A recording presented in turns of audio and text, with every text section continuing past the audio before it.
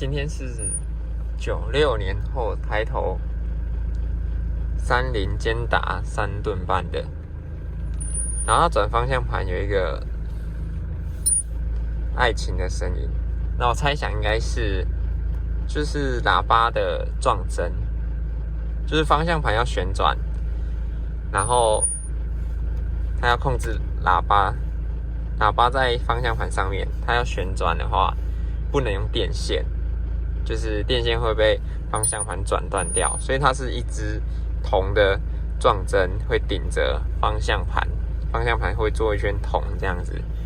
应该是那边没有油了，然后它就会出声音。这种是没有时钟弹簧，它是比较早期的设计，所以它就是一根撞针在那边。那如果那边没有油的话，那个撞针会越磨越短，